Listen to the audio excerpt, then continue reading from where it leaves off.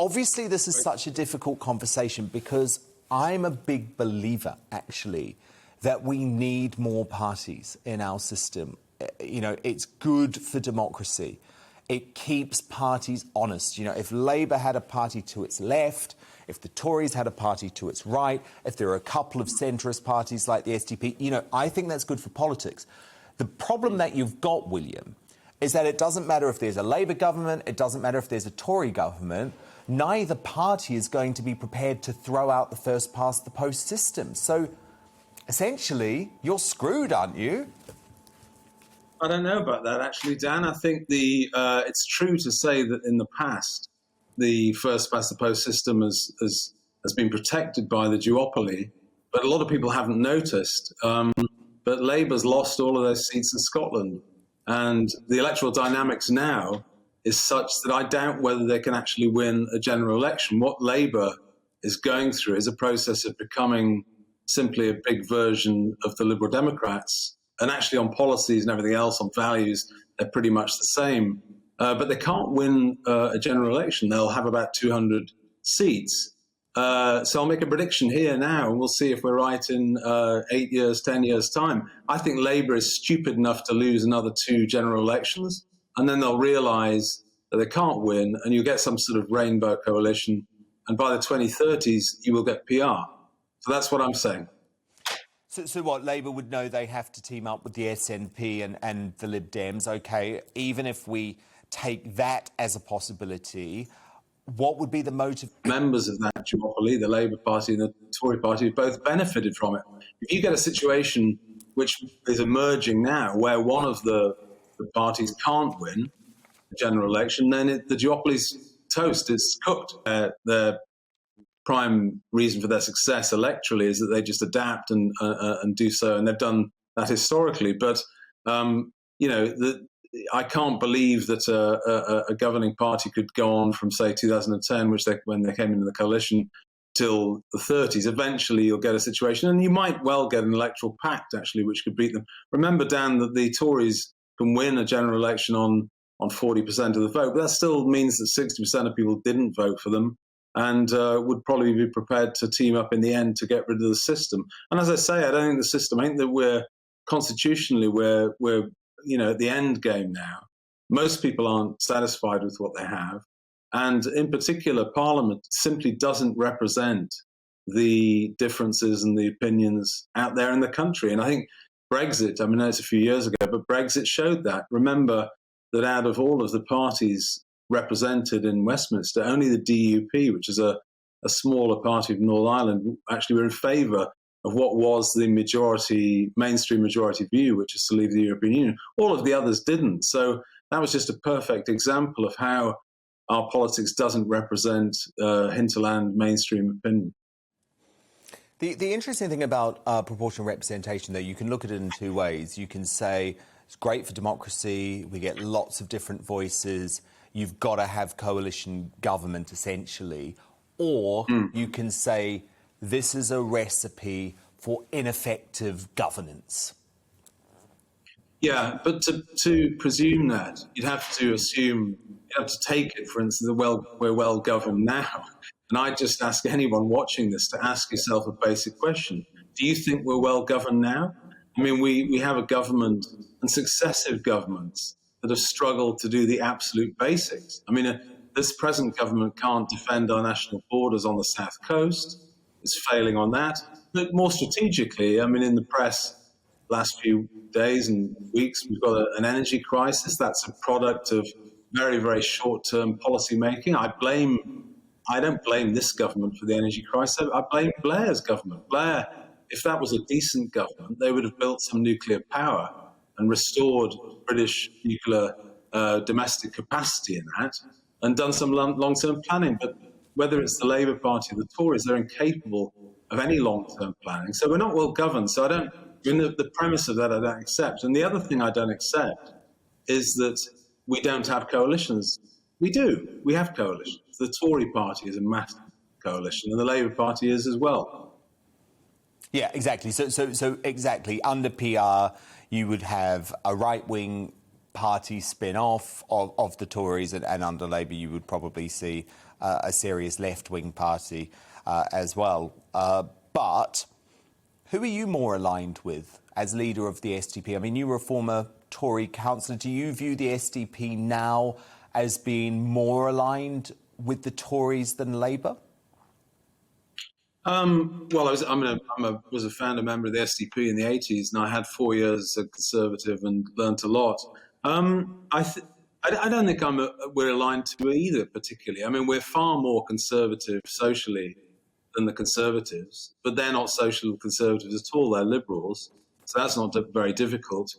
I think economically we're probably reasonably well aligned to Labour, but the trouble is Labour are not very keen on the nation state, which is a basic for us. I mean, that's just a basic thing.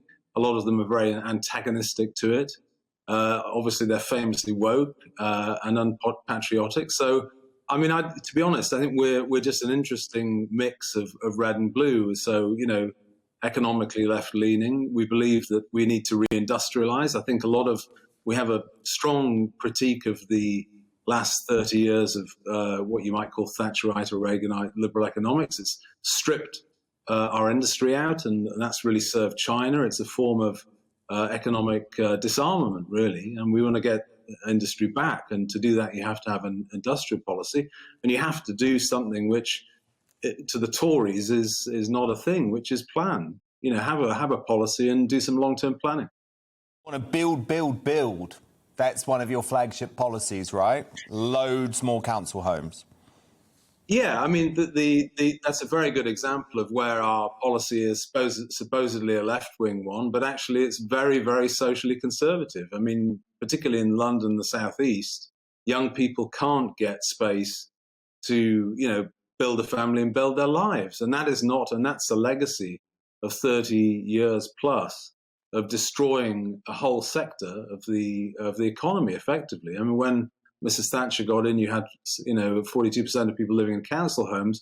Now you have 8%, and the sector's been destroyed. It's been replaced with another domestic letting situation, but effectively you're letting to banks, because buy-to-let is effectively serves the banks and not the public. So no, you need to reinstate that. It needs to be done with some determination if we're going to get that back.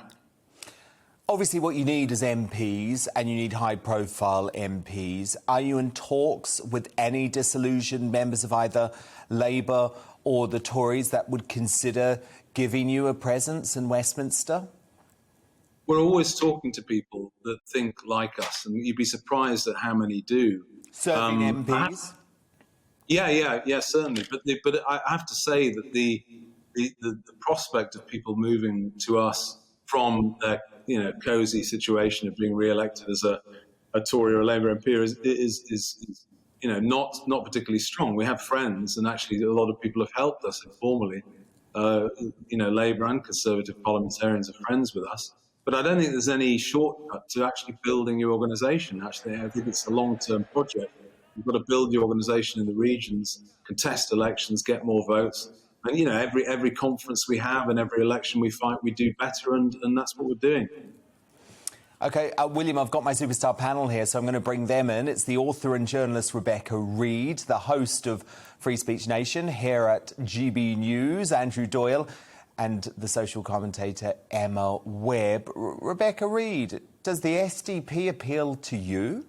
So I'm not going to lie, don't know much about the SDP. I found some of what you said really interesting, but what slightly red flagged for me was when you said you're more socially conservative. What does that mean? It means, well, there's lots of strands to it, but I mean, the first thing is not,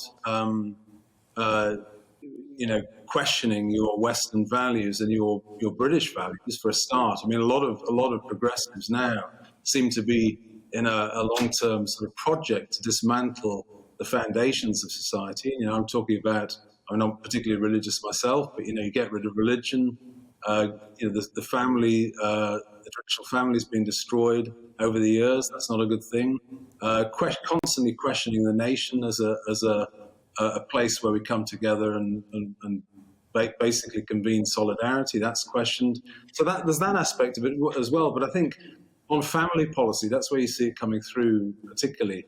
if you look at a ranking, a list of how much different states around the world do for the family, supporting the family, we come pretty much towards the bottom. We're very negligent of the family as an important thing. And whether you're talking about crime, I mean, the crime situation in our major cities is constantly coming up, but you won't get many politicians that are actually honest about it and will link it to the disintegration of the family. So I think until people can be honest about that, you're not really going to get any progress.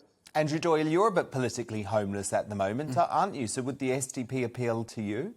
Oh, yeah. I mean, I absolutely would have voted for SDP last time if someone was standing in my constituency, but they weren't. And I think people are really crying out for a party that actually believes in liberal values, because we don't have one.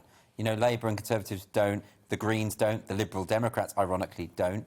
I think it's quite funny to me. I mean, but in particular, we've heard, I mean, at the moment, the Tory government is trying to push through their policing bill, which is absolutely disastrous for freedom of assembly. We've had overtures from both the Tories and Labour that they're clearly against freedom of the press in many ways.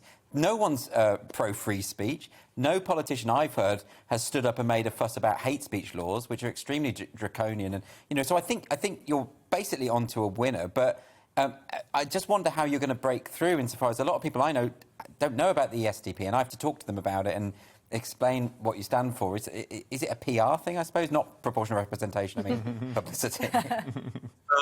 Well, first, Andrew, pint is on the way for your kind words. The thing is, it's very difficult because we are small. We obviously, the history of the party goes back to 40 years now, and the party got very small in the hinterland. We're building. But there's only a few thousand of us, but we are every single quarter and every single year we do better and better and better. But and we fought 3 by-elections this year, and we haven't got what we deserved, particularly at Backley, where we were basically the only party in that defended the teacher, the teacher in hiding, very serious. Yeah.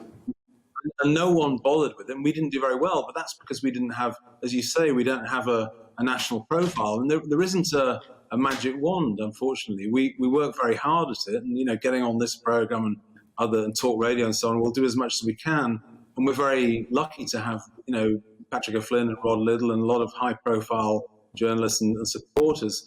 But we've just got to you've got to put your shoulder behind it. There isn't a magic wand. I think if you did a Pepsi test, a sort of blind test of our politics and our actual policies, and we're a serious political party. We're not, we have members and we go on a website. There's, over 200 policies. We've done the work.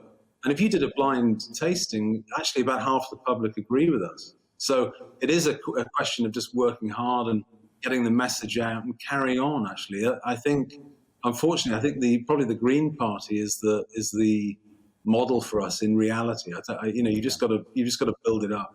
Emma Webb? I find that a lot of your social conservatism really chimes with me. And I think that around the country, particularly sort of in the old Labour heartlands, your mix of red and blue is something that, as you say, if it was in a blind taste test, people would probably really align with a lot of your policies. So I guess my question to you, William, would be, what do you think of these proposals of potentially having an alliance between the smaller parties? Is that actually a feasible way of trying to break through this malaise? Or is it a case of the smaller parties sort of going in a pincer effect, trying to shepherd the 2 main parties in a more sane direction? Because I think before the pandemic changed the news cycle onto something entirely different, people were talking about the Great Realignment. And it seems to me that that's something that the SDP really reflects. Exactly. So would you be prepared to work with the likes of Reform and Reclaim in some sort of electoral pact, even if it's not a merger? Well, I think we need to be positive. The smaller parties, where they should work together. So, we have friends in those parties, and we do speak together. So, I know Calvin, who's a friend, put a tweet out, didn't he, about a week and a half Calvin ago Robertson, Yeah, Calvin. And, he's very kind, and he's a lovely guy, and he's a friend. And we will always speak to people. And when I speak to people, whether it's Reform or other people, I will always try and work from what we agree with, and with that party we do agree with them on a few things, but in terms of when people start talking about mergers and things, it's completely off the table, because actually we wouldn't be here after 40 years if we didn't value our distinctive position. We wouldn't have survived. That. And the economic is different. I have to say, we agree with a few points. Possibly immigration and obviously Brexit we do, and free speech massively we do. But I'd concentrate on the positives, but it's not to deny that on the economics. Sorry, our theory, what's happened is very different. Welcome to the GB News YouTube channel. You can watch us live 24 hours a day, catch up on your favourite shows, and join in the conversation in the comments below. Don't forget to subscribe and you'll never miss any of our exclusive content.